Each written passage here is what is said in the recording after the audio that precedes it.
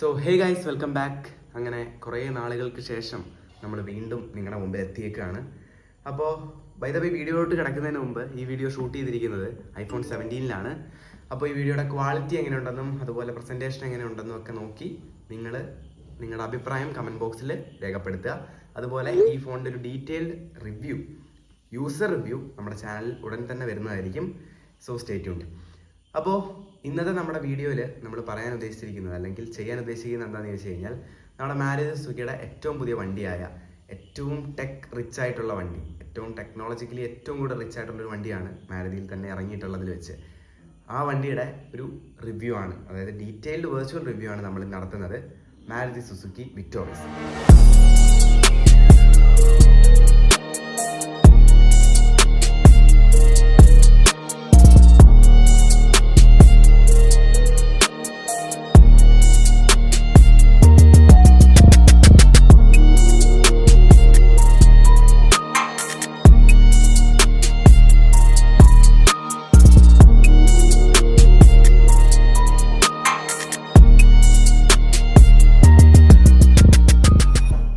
അപ്പോൾ ആദ്യം തന്നെ നമുക്ക് ഈ വണ്ടിയുടെ എക്സ്റ്റീരിയർ പോർഷൻ നോക്കാം. അപ്പോൾ എക്സ്റ്റീരിയർ തന്നെ ആദ്യം നമുക്ക് ഫ്രണ്ട് പോർഷനിലെ ഡിസൈനും അതുപോലെ ഫീച്ചേഴ്സും എലമെൻസും കാര്യങ്ങളൊക്കെ നമുക്ക് നോക്കാം. അപ്പോൾ ഇതിന് മുമ്പ് ഫ്രണ്ട് നോക്കുന്നതിന് മുമ്പ് വണ്ടിയുടെ ഡിസൈനിനെ പറ്റി ടോട്ടലി ഒന്ന് പറയുകയാണെങ്കിൽ, ഈ വണ്ടിയുടെ ഡിസൈൻ എന്ന് പറയുന്നത് നമ്മൾ മാരുതിയിൽ ഇതുവരെ കണ്ടുവന്നിട്ടില്ലാത്തൊരു ടൈപ്പ് ഡിസൈനാണ് വന്നിരിക്കുന്നത്. അതായത് നമ്മൾ ഫ്രണ്ടായാലും സൈഡായാലും ബാക്കായാലും ഇപ്പോൾ നമ്മൾ റിവ്യൂയിലൂടെ കാണുമ്പോൾ നിങ്ങൾക്ക് മനസ്സിലാവും, ഒരു കാര്യമായ എന്താ പറയുക, താരതമ്യപ്പെടുത്താൻ വേണ്ടിയുള്ള വണ്ടികളൊന്നും മാരുതി ഈ ഡിസൈനിൽ ഇറക്കിയിട്ടില്ല. ഇനി ചെറിയൊരു സാമ്യം തോന്നിയാലും നമ്മുടെ മാരുതിയുടെ വിറ്റാറയായിട്ട് ബന്ധപ്പെട്ട ഒരു ചെറിയ ഡിസൈൻ എവിടെയൊക്കെയോ ഫ്രണ്ടിലൊക്കെ നമുക്ക് ഫീൽ ചെയ്തേക്കാം. പക്ഷെ ആ വണ്ടിയും ഇതുവരെ ലോഞ്ച് ചെയ്തിട്ടില്ല എന്നുള്ളൊരു കാര്യം നിങ്ങൾ മനസ്സിലാക്കുക. അപ്പോൾ ഫ്രണ്ട് നമുക്ക് അധികം സമയം കളയാൻ നോക്കാം. അപ്പോൾ ഫ്രണ്ടിലോട്ട് നോക്കുമ്പോൾ ഈ ഡിസൈനിൻ്റെ സ്പെഷ്യാലിറ്റി ആണെന്ന് തോന്നുന്നു. വണ്ടിക്ക് കുറച്ചുകൂടെ നമുക്ക് വലിപ്പം, എവിടുന്നായാലും ഫോട്ടോയിലായാലും വണ്ടി ഇപ്പം നേരിട്ട് കാണുമ്പോഴായാലും ആ ഒരു വലിപ്പം ഫീൽ ചെയ്യുന്നുണ്ട്. ഈ ഒരു ഡിസൈൻ്റെ ആയിരിക്കും, വലിപ്പം ഉണ്ട് വണ്ടിക്ക്. അതിൻ്റെ കൂട്ടത്തിൽ ഈ ഡിസൈനും കൂടെ വന്നപ്പോൾ നമുക്ക് ഏതിൽ നോക്കിയാലും, അതായത് ഫോട്ടോയിൽ നോക്കിയാലും നമുക്ക് ആ ഒരു വലിപ്പം ഫീൽ ചെയ്യാൻ പറ്റുന്നുണ്ട്. അപ്പോൾ ആദ്യം തന്നെ നമുക്ക് ഇതിൻ്റെ ഒരു വിൻഷീൽഡ്, വലിയ വിൻഷീൽഡ് കാണാൻ സാധിക്കും. അതിൻ്റെ താഴെയായിട്ട് ഉയർന്ന് നിൽക്കുന്ന ഒരു ബമ്പറും ബോണറ്റ് പോർഷൻ നമുക്ക് അവിടെ കാണാൻ സാധിക്കും. അതിൻ്റെ താഴോട്ട് വരുമ്പോൾ നമുക്ക് അവിടെ LED സ്ട്രിപ്പ് കാണാൻ സാധിക്കും. പക്ഷെ അത് LED സ്ട്രിപ്പ് അല്ല, അത് ക്രോം എലമെൻ്റ് ആണ്. അത് DRL-ആയിട്ട് കണക്ട് ചെയ്ത് പോകുന്ന പോലെ ഒരു ഡിസൈനാണ്. അത് LED സ്ട്രിപ്പുകളല്ല അത് കേട്ടോ. അത് കണക്ട് ചെയ്യുന്ന പോലെ നമുക്കത് ഫീൽ ചെയ്യുന്നുണ്ടെങ്കിലും അത് DRL അല്ല. ഇനി അതിൻ്റെ താഴെയായിട്ട്, അല്ലെങ്കിൽ അത് വെച്ചിരിക്കുന്ന ഒരു പിയാനോ ബ്ലാക്ക് എലമെൻറ്റിലാണ്, അതിൻ്റെ ഉള്ളിലാണ് അത് പ്ലേസ് ചെയ്തിരിക്കുന്നത് ലൈനായിട്ട്. അതിൻ്റെ താഴോട്ട് നോക്കുകയാണെങ്കിൽ നമുക്ക് ലോഗോ കാണാൻ സാധിക്കും. ഇനി അതിൻ്റെ ഇരുവശങ്ങളിലായിട്ട് നോക്കുകയാണെങ്കിൽ നമുക്ക് ബോൾഡ് കട്ട് LED DRLസും ഹെഡ്ലാമ്പ്സും കാണാൻ സാധിക്കും. ആ DRLൻ്റെ പേരാണ് ബോൾഡ് കട്ട് LED DRLs എന്ന് പറയുന്നത്. അപ്പോൾ ഈ ഇപ്പം ലേറ്റസ്റ്റ് ആയിട്ട് ഇറങ്ങിയ വണ്ടികളുടെയൊക്കെ പോലെ തന്നെ അതിൻ്റെ താഴോട്ട് നോക്കുകയാണെങ്കിൽ നമുക്ക് ഫോഗ് ലാമ്പ് പോർഷൻ അവിടെ എടുത്ത് നിൽക്കുന്നതായിട്ട് കാണാൻ സാധിക്കും. ഇപ്പം ഇതിന് മുമ്പ് ഇറങ്ങിയ ഗ്രാൻഡ് വിറ്റാറ ആയാലും ഈ സെഗ്മെൻറ്റിൽ വരുന്ന കാറുകളാട്ടോ ഞാൻ പറയുന്നത്. ഈ സെഗ്മെൻറ്റിലുള്ള ഗ്രാൻഡ് വിറ്റാറയിലാണെങ്കിൽ അതിൻ്റെ താഴെയായിട്ട് ആ ഫോഗ് ലാമ്പ് ഇപ്പോൾ ഇരിക്കുന്ന ആ പോർഷനിലായിരുന്നു ഹെഡ് ലാമ്പ് വന്നത്. അത് മാറ്റി പഴയ പൊസിഷനിൽ തന്നെ അത് പ്ലേസ് ചെയ്തിട്ടുണ്ട്. അപ്പം അത് ചെറിയ രീതിയിലൊരു ചേഞ്ച് ആയിട്ട് വേണമെങ്കിൽ നമുക്ക് ഡിസൈൻ വൈസ് നോക്കാം. ഇനി ഇപ്പം ഞാൻ പറഞ്ഞ പോലെ നമുക്ക് ഫോഗ് ലാമ്പ് കാണാൻ സാധിക്കും. ഇനി ബമ്പർ യൂണിറ്റിലോട്ട് വരുമ്പോൾ അവിടെ അഡാസിൻ്റെ ഒരു പോർഷൻ നമുക്ക് അവിടെ കാണാൻ സാധിക്കും. അതിൻ്റെ രണ്ട് സൈഡിലായിട്ട് ചെറിയ ഓപ്പണിംഗ് കാണാം. അതിൻ്റെ താഴെയായിട്ട് വിക്ടോറിയസ്, അല്ലെങ്കിൽ അവിടെ നമ്പർ പ്ലേറ്റ് പോർഷനാണ്. അതിൻ്റെ സൈഡിലായിട്ടൊക്കെ നമുക്ക് സെൻസേഴ്സ് കാണാൻ സാധിക്കും. പിന്നെ 360 ഡിഗ്രിയുടെ ക്യാമറ ഫ്രണ്ടിലായിട്ട് തന്നെ കൊടുത്തിട്ടുണ്ട്. കാരണം അഡാസും ഉണ്ട്. അതുപോലെ 360 ഡിഗ്രിയും എനേബിൾഡ് ആയിട്ടുള്ളൊരു കാറാണ് ഈ വണ്ടി. പിന്നെ അതിൻ്റെ താഴെയായിട്ട് ഒരു അത്യാവശ്യം വലിപ്പമുള്ളൊരു എയർ ഡാം കാണാം. അതിൻ്റെ താഴെയായിട്ട് നമുക്ക് ബമ്പർ കാണാം, താഴത്തെ പ്ലേറ്റ് കാണാൻ സാധിക്കും.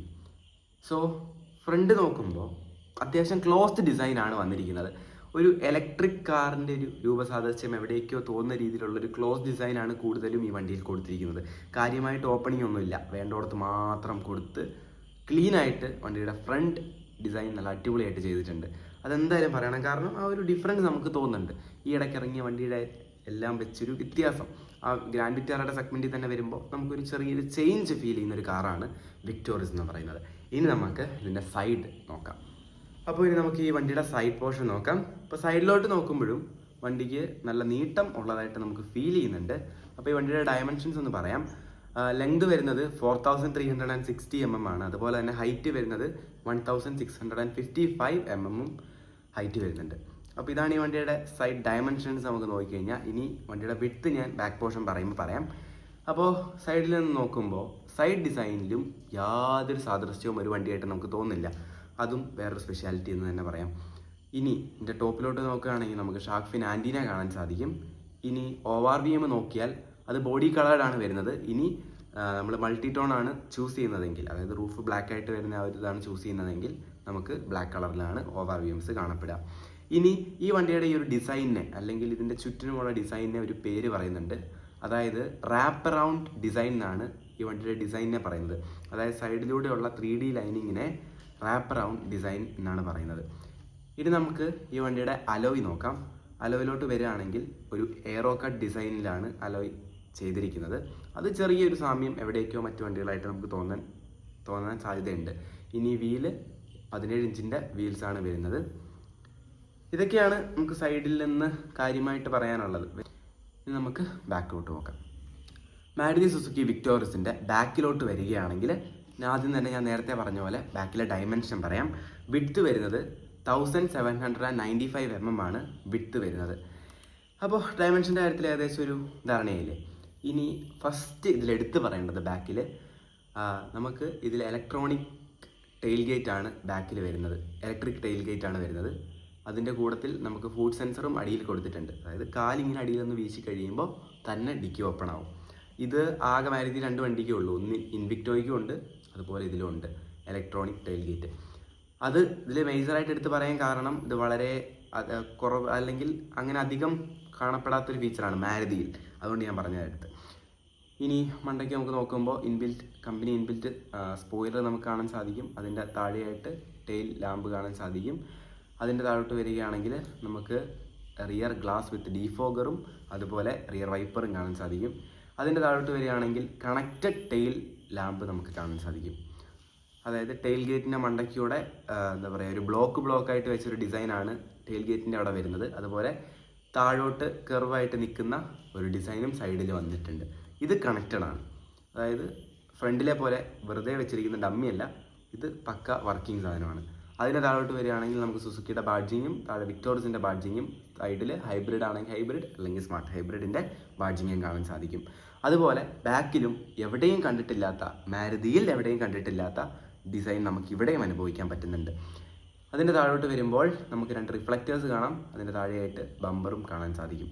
ഇനി ബാക്കിൽ വേറൊരു കാര്യം പറയാനുള്ളത്, എല്ലാ വേരിയൻറ്റിലും അത് ബാധകമല്ല. CNG വേരിയൻറ്റിൽ ഇതിൻ്റെ അടിയിലായിട്ട് ആണ് നമ്മുടെ CNG ടാങ്ക് വരുന്നത്. നിങ്ങൾ എവിടെയെങ്കിലും കേട്ടിട്ടുണ്ടാവും, അത് സത്യമാണ്. ഇതിൻ്റെ അടിയിലാണ് CNG ടാങ്ക് വരുന്നത്. അതുകൊണ്ട് തന്നെ ഡിക്കി സ്പേസ് ഒട്ടും തന്നെ കുറയുന്നില്ല. ഇനി ബൂട്ട് കപ്പാസിറ്റി ഞാൻ ലാസ്റ്റ് ഇൻറ്റീരിയർ പറയുമ്പോൾ ഞാൻ പറയാം. ഇനി ഈ വണ്ടിയുടെ ഇൻറ്റീരിയറിലോട്ട് കിടക്കുകയാണെങ്കിൽ നമുക്ക് ഫസ്റ്റ് ഓഫ് ഓൾ നമ്മൾ ശ്രദ്ധിക്കപ്പെടുക, ഈ വണ്ടിയുടെ ഡ്യുവൽ ടോൺ ഇൻറ്റീരിയേഴ്സ് ആണ് വരുന്നത്. അതായത് ഒരു വൈറ്റ് ബ്ലാക്ക് കോമ്പിനേഷനിലാണ് വണ്ടിയുടെ സീറ്റും ഡാഷ്ബോർഡും കാര്യങ്ങളൊക്കെ വരുന്നത്. അപ്പം ഇൻറ്റീരിയറിൽ മെയിൻ അട്രാക്ഷൻ തന്നെ അതാണ്. ഒരു പ്രീമിയം ഫീൽ അത് തരുന്നുണ്ട്. ഇനി അടുത്തതായിട്ട് പറയാനുള്ളത്, ഈ വണ്ടിയിൽ ആസ് യൂഷ്വൽ ഗ്രാൻഡ് വിറ്റാറിൽ വന്ന പോലെ തന്നെ ഒരു പനോറമിക് സൺറൂഫ് വന്നിട്ടുണ്ട്. പക്ഷേ ഇതിലൊരു വ്യത്യാസമുണ്ട്. ഈ വണ്ടിയിൽ വന്നിരിക്കുന്ന പനോറമിക് സൺറൂഫിൽ നമ്മൾ ഗ്രാൻഡ് വിറ്റാറിൽ പല കസ്റ്റമേഴ്സും പറഞ്ഞൊരു കംപ്ലൈൻ്റ് ആണ്. അതായത് അതിൻ്റെ സൺറൂഫ് അടയ്ക്കാനുള്ള ഒരു ക്ലോത്ത് ഉണ്ട്. അല്ലെങ്കിൽ നമുക്ക് വേണ്ട സമയത്ത് നമ്മൾ അടഞ്ഞു കിടക്കുന്ന ടൈമിൽ ആ സൺറൂഫിൻ്റെ ആ ഒരു ട്രാൻസ്പെറൻസി കുറയ്ക്കാൻ വേണ്ടി നമ്മൾ അടച്ചു വെക്കുന്ന ഒരു ക്ലോത്ത് ഉണ്ട്. അതിന് ഭയങ്കര എന്താ പറയുക, അത് ഭയങ്കര ലൈറ്റ് ആയതുകൊണ്ട് തന്നെ സൺലൈറ്റ് ഉള്ള ടൈമിൽ അല്ലെങ്കിൽ ഒരു വെയിലത്തൊക്കെ നമ്മൾ പുറത്തിറങ്ങി കഴിഞ്ഞാൽ നല്ല രീതിയിൽ വെളിച്ചം ഉള്ളോട് അടിക്കുന്ന ഒരു പ്രശ്നം ഉണ്ടായിരുന്നു. പക്ഷേ വിക്ടോറിയസ് ഇറങ്ങിയപ്പോൾ അത് അവർ മാറ്റിയിട്ടാണ് ഇറക്കിയേക്കുന്നത്. കുറച്ചുകൂടെ കട്ടി കൂടിയൊരു മെറ്റീരിയൽ യൂസ് ചെയ്താണ് ആ കവർ അവർ ഉണ്ടാക്കിയിരിക്കുന്നത്. അതുകൊണ്ട് തന്നെ ഒരു തുള്ളി പോലും വെളിച്ചം അതിൻ്റെ ഉള്ളിൽ കയറുന്നില്ല. അത് അതിലൊരു ഹൈലൈറ്റ് ആണ്. അതുപോലെ പനോറമിക് സൺറൂഫ് ഇപ്പോൾ എല്ലാ വേരിയൻറ്റിലും ഈ പനോറമിക് സൺറൂഫ് വരുന്നില്ല. ഇതിന് ടോപ്പ് വേരിയൻറ്റിലും ഓപ്ഷൻ വേരിയൻ്റ് എന്ന് പറയുന്നൊരു വേരിയൻ്റ് ഉണ്ട്. അത് ഞാൻ വേരിയൻസിനെ പറ്റി കൂടുതൽ ഡീറ്റെയിൽഡ് ആയിട്ട് പറയുമ്പോൾ ഞാൻ അതിനെപ്പറ്റി പറഞ്ഞുതരാം. ഇനി അടുത്തായിട്ട് നോക്കാനുള്ളത് ഇൻറ്റീരിയറിൽ തന്നെ 64 കളർ ആംബിയൻ ലൈറ്റിംഗ് വരുന്നുണ്ട്. 64 കളറുള്ള ആംബിയൻ ലൈറ്റിംഗ് സെറ്റപ്പും ഈ വണ്ടിയിൽ അവൈലബിൾ ആണ്. അതും ഈ വണ്ടിയുടെ പ്രീമിയം ആൻഡ് ലക്ഷറി ഫീൽ കൂട്ടുന്നുണ്ട്. അതാണ് ഞാൻ ആദ്യമേ പറഞ്ഞത്, ഭയങ്കര ടെക്നോളജിക്കലി പാക്ഡ് ആയിട്ടുള്ള മാരുതിയിലെ മോസ്റ്റ് പാക്ഡ് ആയിട്ടുള്ള വണ്ടിയാണിത്. ഇനി അടുത്തത് 3 ലെയർ ഡാഷ്ബോർഡാണ് ഈ വണ്ടിയിൽ വരുന്നത്. 3 ലെയറുള്ള ഡാഷ്ബോർഡ്. അതായത് ഇത്രയും മനസ്സിലാക്കേണ്ട കാര്യമുള്ളൂ. ഇതിൻ്റെ മുകളിലത്തെ പോർഷൻ ഒരു ലെയർ, അത് ഒരു പ്രത്യേക മെറ്റീരിയൽ. അതിൻ്റെ താഴെയായിട്ട് വരുമ്പോൾ കുറച്ചുകൂടെ പ്ലാസ്റ്റിക് മെറ്റീരിയൽ വരുന്നുണ്ട്. ഇനി അതിൻ്റെ താഴോട്ട് നോക്കുകയാണെങ്കിൽ ആ വൈറ്റ് കളറിൽ കാണുന്ന പോർഷൻ അത് ഒരു ഫാബ്രിക് മെറ്റീരിയലിലാണ് വരുന്നത്. അപ്പം അങ്ങനെ 3 ലെയർ വന്നിട്ടുണ്ടെന്നാണ് ഇതിലൂടെ ഉദ്ദേശിച്ചിരിക്കുന്നത്. ഇനി അടുത്തത് ഡ്രൈവർ സൈഡിലോട്ട് വരികയാണെങ്കിൽ നമുക്ക് ആ സ്റ്റിയറിങ്ങിൽ ചെറിയൊരു വ്യത്യാസം നന്നായിട്ട് കാണാൻ സാധിക്കും. ആ 3 സ്പോക്ക് സ്റ്റിയറിംഗ് വീല് ഇതിന് മുമ്പുള്ള റൗണ്ട് ഡിസൈൻ തന്നെയാണ്, പക്ഷേ ആ ഒരു ലോഗോ വന്നിരിക്കുന്ന പോർഷനിൽ ചെറിയൊരു ഡിഫറൻസ് നമുക്ക് ഫീൽ ചെയ്യാൻ പറ്റും. ഇതിന് മുമ്പുള്ള വണ്ടികളിലെ സ്റ്റിയറിംഗ് വീൽസ് നിങ്ങൾ കണ്ടിട്ടുണ്ടെങ്കിൽ മനസ്സിലാക്കാം. അതുപോലെ ഓട്ടോമാറ്റിക് വേരിയൻ്റിൽ അതിൻ്റെ ബാക്കിൽ പാഡ് ഷിഫ്റ്റിങ്ങിൻ്റെ ഓപ്ഷനും നമുക്ക് കാണാൻ സാധിക്കും. ഇനി ഈ വണ്ടിയിൽ മൾട്ടി ഇൻഫർമേഷൻ ഡിജിറ്റൽ ക്ലസ്റ്ററും ഈ വണ്ടിയിൽ വരുന്നുണ്ട്. 26.03 സെൻറ്റിമീറ്ററാണ് അതിൻ്റെ ഡയമെൻഷൻ വരുന്നത് ഡിസ്പ്ലേയുടെ ഡിജിറ്റൽ ക്ലസ്റ്ററിൻ്റെ. സോ ഇതൊക്കെയാണ് മെയിൻലി ഫ്രണ്ട് ഇൻറ്റീരിയറിൽ കാണാനുള്ളത്. ഞാൻ നേരത്തെ ഇൻറ്റീരിയർ പറഞ്ഞ സമയത്ത് നിങ്ങളൊക്കെ കേൾക്കാൻ എന്നാൽ ചിലപ്പോൾ ആഗ്രഹിച്ചിട്ടുണ്ടാവില്ലായിരിക്കും, ചിന്തിച്ചിട്ടുണ്ടാവില്ലായിരിക്കും. പക്ഷെ ഞാനത് ഇൻക്ലൂഡ് ചെയ്യാതെ പോയൊരു സംഭവമുണ്ട്. അതായത് വണ്ടിയുടെ ഡിസ്പ്ലേസിനെയും അതുപോലെ ടെക്നോളജിയെ പറ്റി, അതായത് ഉള്ളിലുള്ള കുറച്ച് ഇമ്പോർട്ടൻ്റ് ആയിട്ടുള്ള ടെക്കിനെ പറ്റി. അതായത് വലിയൊരു ചേഞ്ചാണത്. അപ്പോൾ അതിനെപ്പറ്റി പറയുകയാണെങ്കിൽ നമുക്ക് ഈ വണ്ടിയിൽ smart play pro X infotainment സിസ്റ്റമാണ്, ടച്ച് സ്ക്രീൻ ഇൻഫോർടൈൻമെൻറ്റ് സിസ്റ്റമാണ് ഈ വണ്ടിയിൽ വരുന്നത്. 35+ ആപ്പ് സ്റ്റോറിൽ അവൈലബിൾ ആയിട്ടുള്ള 35-ൽ കൂടുതൽ ആപ്പുകൾ നമുക്കിതിൽ സപ്പോർട്ട് ചെയ്യുന്നുണ്ട് ഈ ഡിസ്പ്ലേയിൽ. അതുപോലെ തന്നെ ഇനി അടുത്തായിട്ട് പറയാനുള്ളത് ഈ വണ്ടിയിൽ ഡോൾബി അറ്റ്മോസ് 5.1 സറൗണ്ട് സ്പീക്കേഴ്സും ഉണ്ട്, അതും ബൈ ഇൻഫിനിറ്റി ബൈ ഹാർമൻ. അപ്പോൾ അതിൻ്റെ ഓഡിയോ ക്വാളിറ്റിയെ പറ്റി ഒന്നും പറയാനില്ല, അത്രയും അടിപൊളി ക്വാളിറ്റിയാണ് ഈ വണ്ടിയിലൂടെ നിങ്ങൾക്ക് മാരുതി സമ്മാനിക്കുന്നത്. സോ ഇതാണ് കംപ്ലീറ്റ് ഇൻറ്റീരിയർ. ഈ നേരത്തെ പറഞ്ഞ ഞാൻ മറന്നിട്ടില്ല, ബൂട്ട് കപ്പാസിറ്റി ഞാൻ കുറേ നോക്കി, എവിടെയും കൊടുത്തിട്ടില്ല. ഇനി എവിടെയെങ്കിലും കൊടുക്കുകയാണെങ്കിൽ ഞാൻ കമൻറ്റ് ബോക്സിൽ പിൻ ചെയ്തേക്കാം, ഇല്ലെങ്കിൽ ഡിസ്ക്രിപ്ഷനിൽ പിൻ ചെയ്തേക്കാം. സോ നമുക്കിനി അടുത്ത സെഗ്മെൻറ്റിലോട്ട് കിടക്കാം. ഇനി ഈ വണ്ടിയുടെ സേഫ്റ്റി ഫീച്ചേഴ്സിലേക്ക് നോക്കുകയാണെങ്കിൽ 360 ഡിഗ്രി 11 വ്യൂ ക്യാമറ നമുക്ക് ഫസ്റ്റ് ഓഫ് ഓൾ കാണാൻ സാധിക്കും. അല്ലെങ്കിൽ ഈ വണ്ടിയിൽ നമുക്ക് ലഭിക്കുന്ന ഫസ്റ്റ് ഫീച്ചർ അതാണ്, സേഫ്റ്റിയിൽ നോക്കുമ്പോൾ 360 ഡിഗ്രി. അതുപോലെ തന്നെ 6 air bag, standard 6 air bags നമുക്ക് ഈ വണ്ടിയിൽ ലഭിക്കുന്നുണ്ട്. ഇനി അടുത്തായിട്ട് നോക്കുകയാണെങ്കിൽ ഈ വണ്ടിയുടെ ഏറ്റവും മെയിൻ ഫീച്ചർ ലെവൽ 2 ADAS ഈ വണ്ടിയിൽ വരുന്നുണ്ട്. ലെവൽ 2 ADAS എനേബിൾഡ് ആയിട്ടാണ് ഈ വണ്ടി വരുന്നത്. അതുപോലെ ഫ്രണ്ട് പാർക്കിംഗ് അസിസ്റ്റൻറ്റ് സെൻസേഴ്സും വരുന്നുണ്ട്. ഞാൻ ഫ്രണ്ട് പറഞ്ഞപ്പോൾ ഞാൻ പറഞ്ഞായിരുന്നു പാർക്കിംഗ് സെൻസറിൻ്റെ കാര്യം. ഫ്രണ്ട് പാർക്കിങ്ങിൽ അത് കുറച്ചുകൂടെ മെച്ചപ്പെട്ട ക്വാളിറ്റി നമുക്കത് തരുന്നുണ്ട്. അതുപോലെ സുസുക്കിയുടെ ടെക് പ്ലാറ്റ്ഫോമിൽ തന്നെയാണ് ഈ വണ്ടിയും ബിൽഡ് ചെയ്തിരിക്കുന്നത്. അതുപോലെ ഇലക്ട്രോണിക് പാർക്കിംഗ് ബ്രേക്ക് വിത്ത് ബ്രേക്ക് ഹോൾഡും ഈ വണ്ടിയിൽ വരുന്നുണ്ട്. ഇനി നോക്കുകയാണെങ്കിൽ ഗ്ലോബൽ എൻക്യാപ്പിൽ ഈ വണ്ടിയിൽ 5 സ്റ്റാർ റേറ്റിംഗ് ലഭിച്ചിട്ടുള്ളൊരു വണ്ടി കൂടിയാണ്. മാരുതിയുടെ ഒരു വണ്ടി എന്ന നിലയിൽ അതൊരു വലിയ അച്ചീവ്മെൻ്റ് ആയിട്ട് നമുക്ക് കാണുന്നുണ്ടെങ്കിലും ഒരു വലിയ അച്ചീവ്മെൻ്റ് ആയിട്ട് തന്നെ കാണണം. കാരണം ഈ വണ്ടിയുടെ കോമ്പറ്റീറ്റേഴ്സായിട്ട് നിൽക്കുന്ന വണ്ടിയായിട്ട് സേഫ്റ്റിയിലും കിടപിടിക്കുന്ന രീതിയിലാണ് ഈ വണ്ടിയുടെ സേഫ്റ്റി ഫീച്ചേഴ്സ്. അപ്പോൾ എല്ലാവർക്കും നമ്മുടെ iPhone 17 എടുത്ത വീഡിയോ ഇഷ്ടപ്പെട്ടെന്ന് ഞാൻ വിചാരിക്കുന്നു. വിക്ടോറിയസിൻ്റെ വീഡിയോ ഇഷ്ടപ്പെട്ടെന്ന് വിചാരിക്കുന്നു. ഇതിലെന്തെങ്കിലും പോരായ്മകളുണ്ടെങ്കിൽ നിങ്ങൾ കമൻറ്റ് ബോക്സിലൂടെ അറിയിക്കുക. ഓക്കെ, ഇല്ലെങ്കിൽ എനിക്ക് പേഴ്സണലായിട്ട് DM മെസ്സേജ് അയച്ചാലും കുഴപ്പമില്ല. So stay tuned. നമ്മുടെ iPhone 17 വീഡിയോ വരുന്നുണ്ട്, അതിൽ സ്റ്റേ ട്യൂൺഡ് ആയിട്ടിരിക്കുക. അടുത്ത വീഡിയോയിൽ കാണുമ്പോഴേക്കും ഗുഡ് ബൈ.